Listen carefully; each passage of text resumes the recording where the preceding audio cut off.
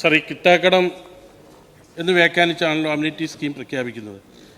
കിട്ടാക്കടം എന്ന തീരുമാനത്തിൻ്റെ അടിസ്ഥാനം എന്താണെന്നും അബ്കാരി നിയമത്തിൽ ഉൾപ്പെട്ട ഏതൊക്കെ കാലയളവിനെ സംബന്ധിച്ചാണെന്നും വിവിധ ഇനം കടങ്ങൾക്ക് നൽകുന്ന ഇളവുകൾ എന്തൊക്കെയാണെന്നും വ്യക്തമാക്കാം. Yes minister. സാർ, അത് വിശദമായിട്ട് അതിനകത്ത് ഞാൻ ആ മറുപടി തന്നെ കൊടുത്തിട്ടുണ്ട്. ബഡ്ജറ്റ് പ്രസംഗത്തിലുമുണ്ട്.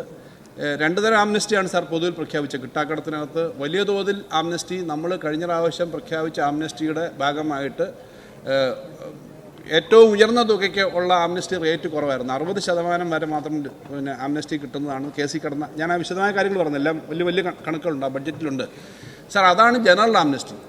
ജനറൽ ആംനസ്റ്റി കൂടാതെ ബാറുകളുമായി ബന്ധപ്പെട്ടും ലിക്കറുമായി ബന്ധപ്പെട്ടുള്ള ആംനസ്റ്റി നേരത്തെ 2020-ലും 2019-ലും 2021-ലും പ്രഖ്യാപിച്ചത് അല്പകാലം കൂടി എക്സ്റ്റെൻഡ് ചെയ്യാൻ വേണ്ടിയിട്ടാണ്. അതിൻ്റെ ഭാഗമായിട്ടാണ് ഇത് വന്നിട്ടുള്ളത് സാർ. ഇത് നമുക്ക് ഈ ആംനസ്റ്റിയുടെ ഭാഗമായിട്ട് കിട്ടേണ്ട പണം പിരിച്ചു കിട്ടുക എന്നുള്ള പ്രധാനപ്പെട്ട കാര്യമാണ്. മറുവശത്ത് കൂടി കർശനമായ നിലപാട് എടുക്കുന്നുണ്ട്. നമ്മൾ ആ ബാറുകളുടെ തന്നെ 36 ലൈസൻസാണ് സാർ ഇടയ്ക്ക് ക്യാൻസൽ ചെയ്തത്, അവർ പണം അടയ്ക്കാത്തതുകൊണ്ട്.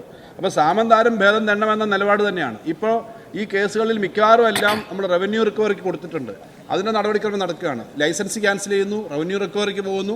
അതേസമയം തന്നെ ഇത് അടച്ചു തീർക്കുക എന്നുള്ളതും വളരെ പ്രധാനപ്പെട്ട കാര്യമാണ്. അതിന് പറ്റുന്ന ആംനസ്റ്റി കൊടുക്കുന്നു. അത് വലിയ വൻകിട ബിസിനസ്സിനകത്തുള്ള മറ്റ് ജനറലായിട്ടുള്ള ട്രേഡിങ്ങിലുള്ള രംഗത്തും അത് കൊടുത്തിട്ടുണ്ട്. അതിൻ്റെ ഭാഗമായിട്ട് വ്യത്യാസം വരുന്നുണ്ട്.